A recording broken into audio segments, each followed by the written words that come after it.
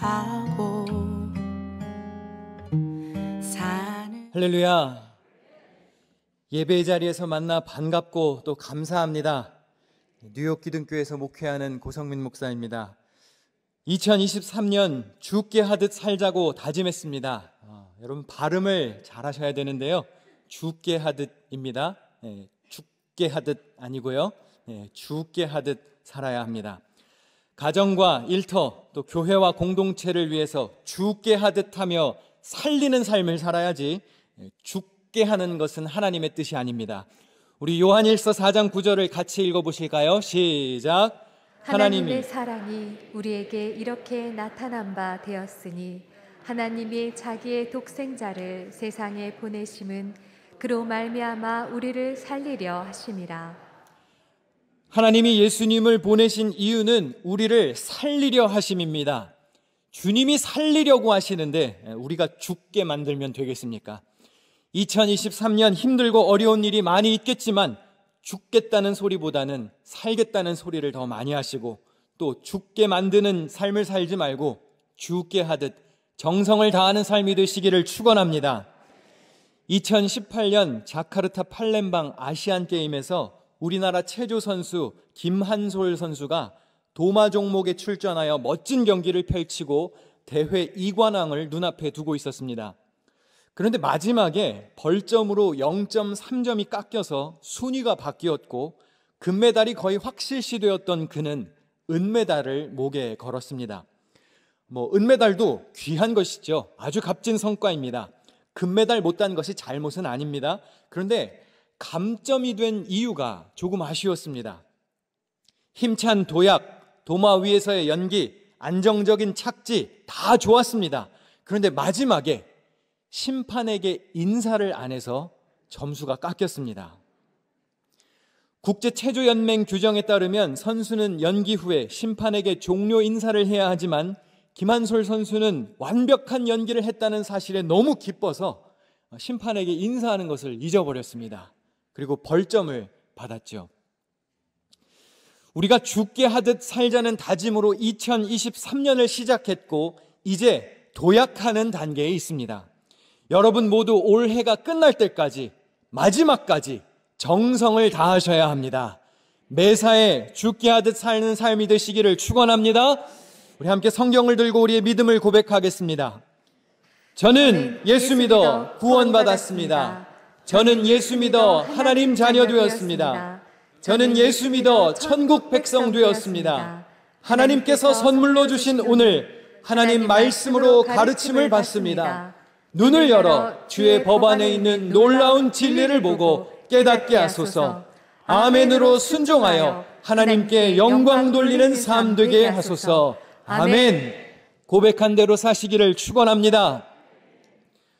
올해 목회 주제는 기둥교회, 천안기둥교회, 또 밴쿠버 기둥교회와 뉴욕 기둥교회가 공유합니다.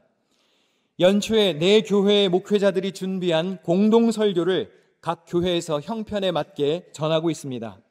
오늘은 주제에 관한 말씀과 함께 헌금 또 헌신에 관한 말씀을 전하려고 합니다. 내 교회의 내 목회자 4인 4색의 설교를 듣는 동안 여러분에게도 4배의 은혜가 있으시기를 축원합니다. 한국교회 트렌드 2023이라는 책에 보면 현대 교회가 주목해야 할 10가지 현상을 소개하고 있습니다. 그중 두 번째로 언급되었던 키워드가 SBNR입니다. SBNR, Spiritual but not religious. 영적인 것을 추구하지만 종교는 갖지 않는 사람들. 다시 말해 영성 생활은 찬성하지만 교회에 나가 예배하지 않는 사람들을 뜻합니다. 과거에는 spiritual, 즉 영적인 것과 religious, 종교적인 것이 같은 말로 간주되었습니다. 그러나 이제는 두 개념이 분리된 듯한 세상이 되었습니다. 지금은 영적인 일이 교회의 조직과 상관이 없을 수도 있는 세상이 되었습니다. 반대로 교회에 열심히 다니며 종교가 뚜렷한 사람이라고 해도 영성이 뛰어나거나 영적인 사람은 아닐 수도 있는 세상이 되었습니다. 하나님을 믿는 것과 교회 출석을 별개로 생각하는 사람들이 많아졌습니다. 하나님 믿고 기도도 하고 성경도 읽고 헌금 생활도 하지만 교회에 소속되지 않은 사람들이 점점 늘어가고 있습니다. SBNR, Spiritual but not Religious이죠. 특히 코로나19 이후에는 교회에 모이라고 권하기가 참 어려워졌습니다. 적극적으로 초청하는 것이 이제 민폐가 된 듯합니다. 신방을 가겠다고 하는 것은 마치 결례인 듯한 현실이 되어버렸습니다. 물론 건강을 지키기 위해 조심해야 하고 사람들 많은 장소를 피해야 하는 분들이 계시지요. 세심한 돌봄이 필요한 이들은 우리가 물론 이해해야 합니다. 그러나 그럼에도 불구하고 이제는 한 번쯤 물어볼 필요가 있습니다. 여러분은 지금 정성스럽게 신앙생활을 하고 계십니까? 매사에 정말 죽게 하듯 살고 계신지요? 혹시 교회까지 오고 가는 것보다 그냥 온라인 예배가 편하기 때문에 단순히 교회에서 봉사하고 시간을 뺏기는 것이 싫어서 자신의 편의를 우선시하며 조용히 숨어 신앙생활 하지는 않습니까? 한동안 재택근무를 많이 권장했던 IT 기업들도 요새는 사무실에 나와서 근무하기를 권고하고 있습니다.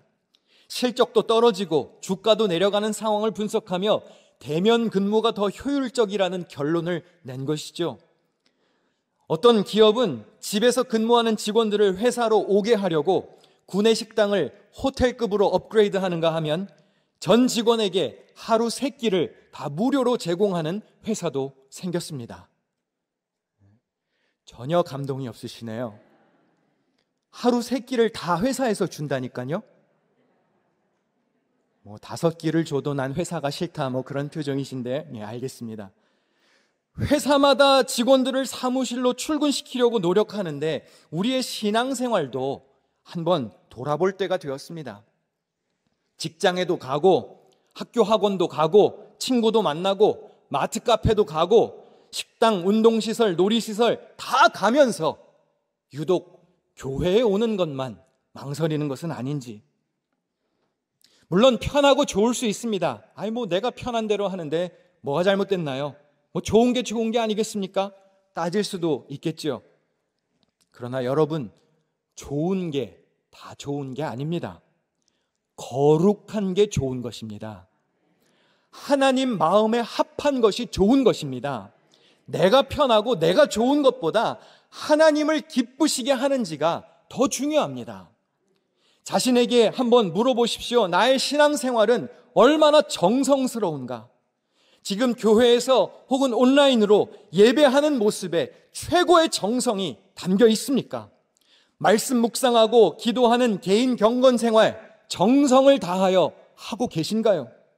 성도 간의 교제의 정성이 담겨 있습니까? 여러분의 헌금 생활에는 얼마나 많은 정성이 들어가 있나요?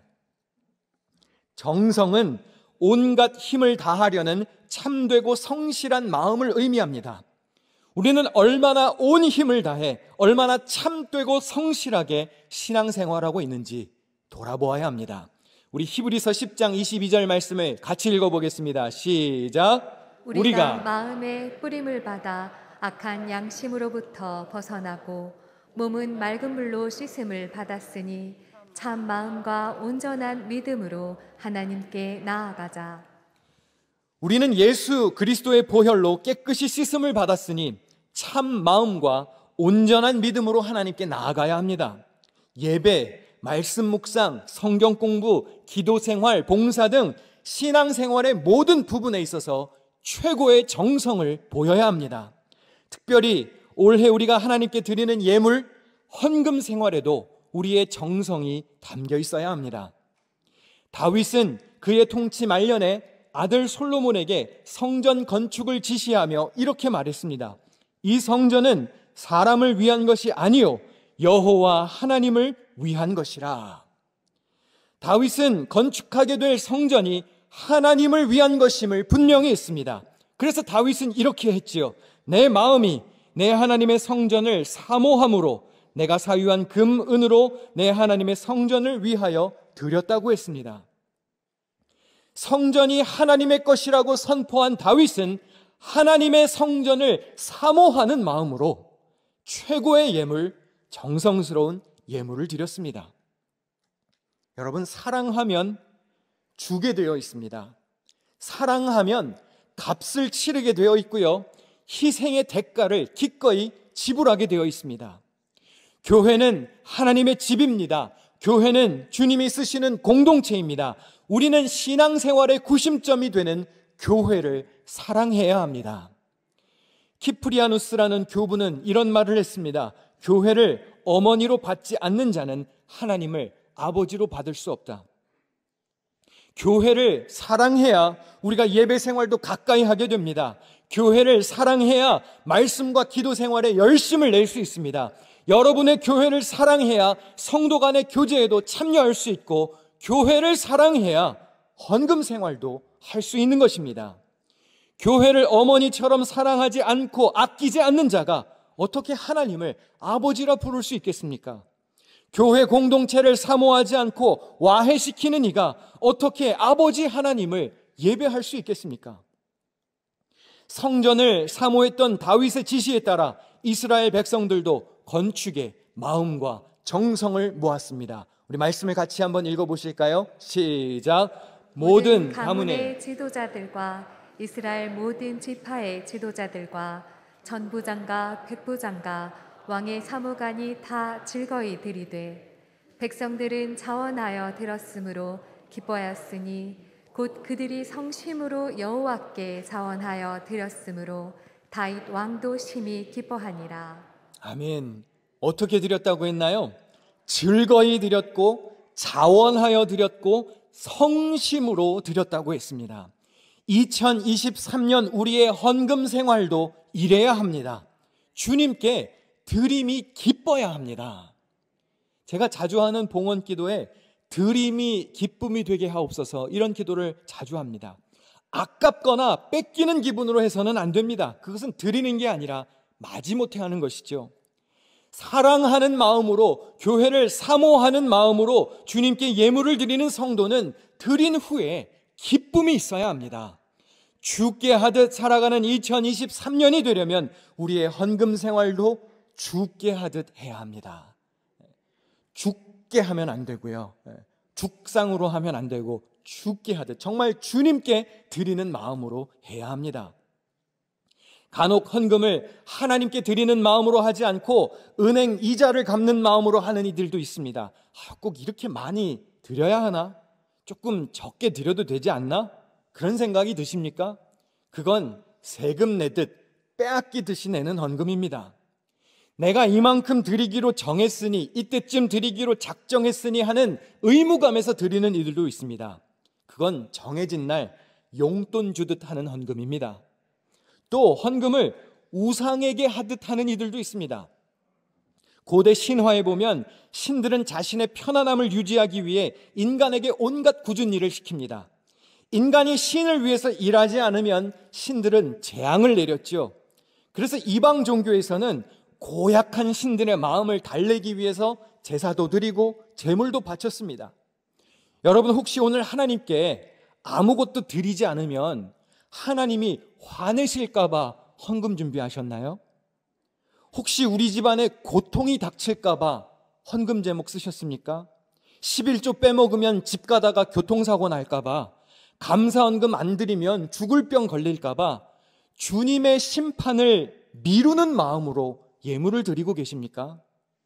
그건 마치 하나님 제발 이거 먹고 좀 떨어지세요, 하나님 이 헌금을 봐서라도 나 좀 괴롭히지 말고 가만히 내비두세요 하는 것과 같습니다. 그건 죽게 하듯 하는 헌금이 아니라 우상에게 드리듯한 헌금이지요. 하나님께 드리는 예물은 이러한 마음으로 드려야 합니다. 우리 말씀을 같이 한번 읽겠습니다. 시작. 나와 내 백성이 무엇이기에 이처럼 즐거운 마음으로 드릴 힘이 있었나이까.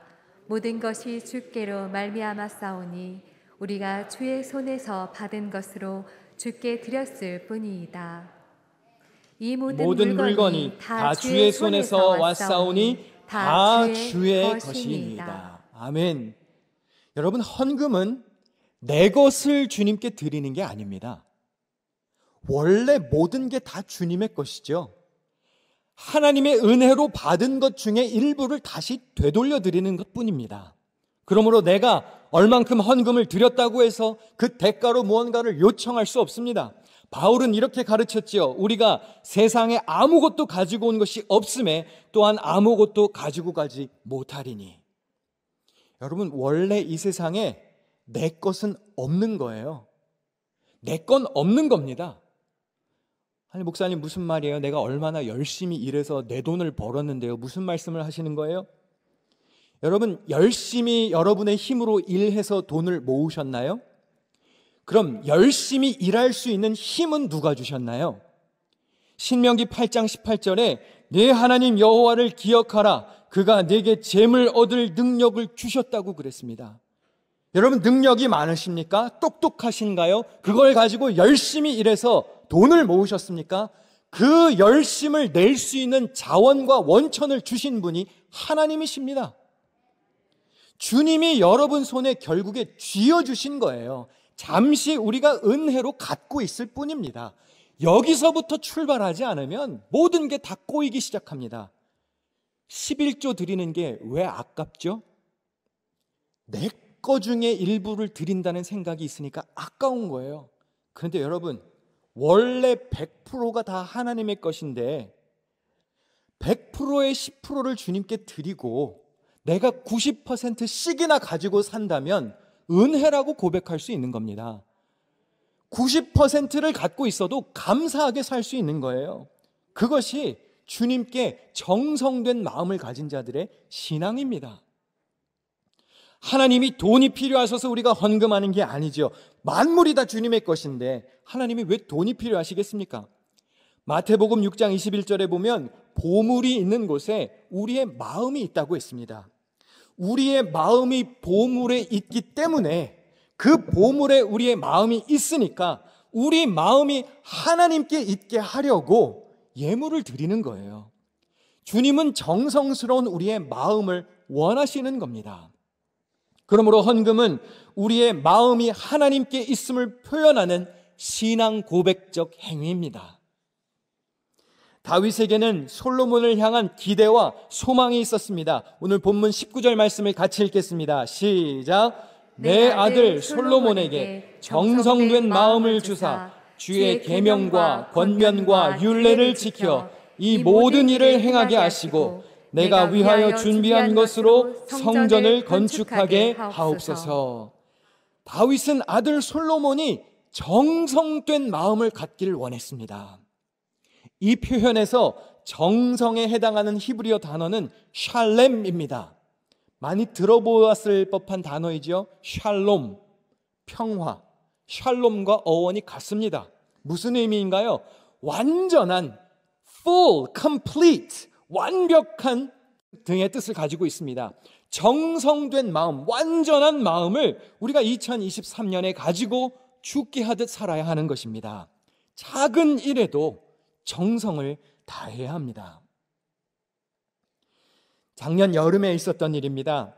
한 고객이 피자를 주문했습니다. large size 피자, 8조각짜리 피자를 주문했는데 주문을 받은 업체에서 실수로 더 큰 걸 만들었어요. 12조각짜리 피자를 만들었습니다. 근데 배달하기 직전에 주문된 것과 다른 걸 만들었다는 것을 알고는 업주가 고민을 하다가 8조각짜리를 주문했는데 12조각짜리를 만들었네? 그래서 어떻게 했냐면 4조각을 빼고 8조각을 배달했어요. 그래서 피자를 받은 사람은 이런 피자를 받게 되었습니다.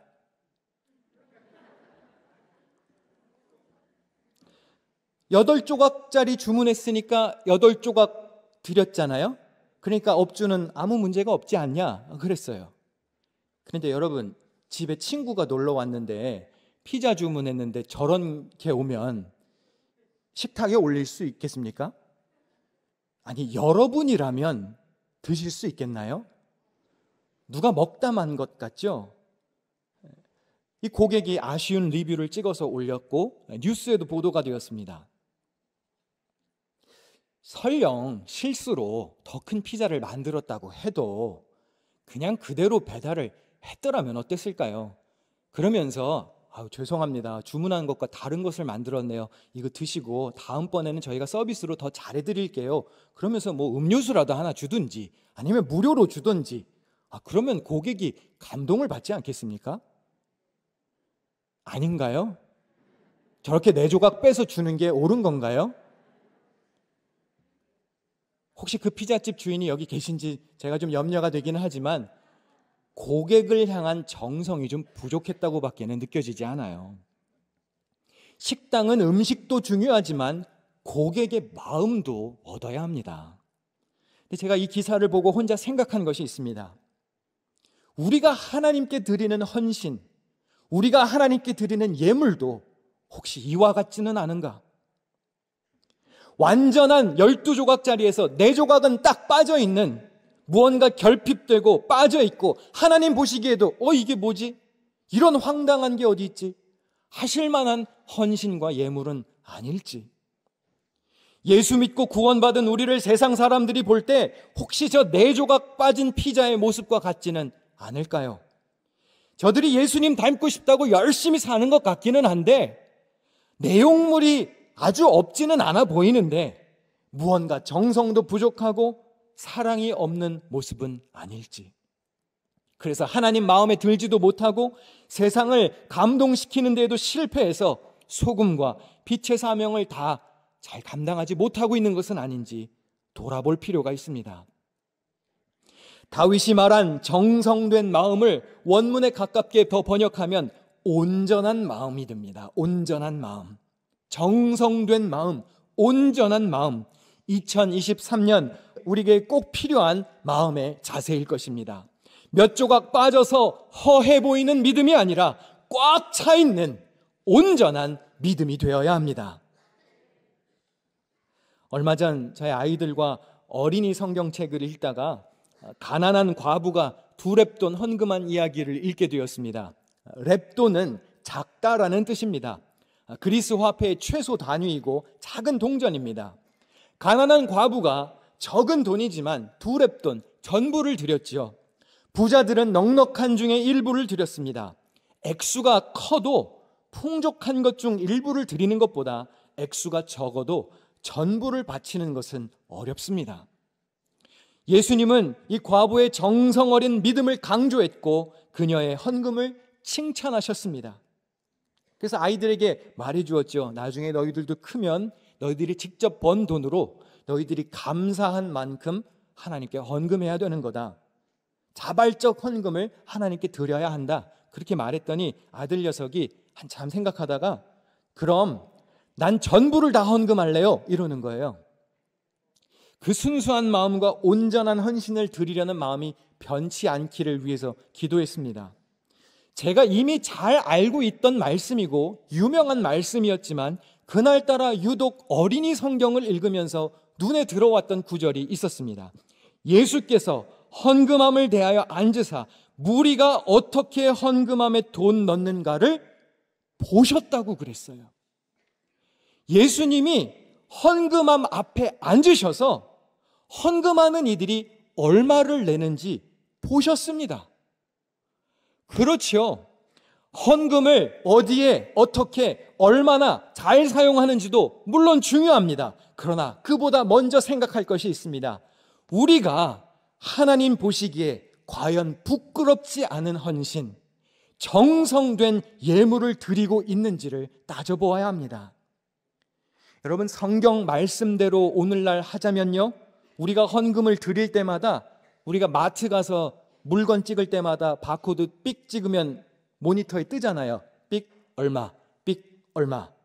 그럼 성경대로 하자면 오늘도 헌금함에 헌금을 낼 때 아무아무게 얼마, 아무아무게 얼마 화면에 떠야 돼요. 왜요? 예수님이 헌금함 앞에서 얼마를 내는지 보실세 보시고 계셨습니다. 그럼 과연 묻고 싶습니다.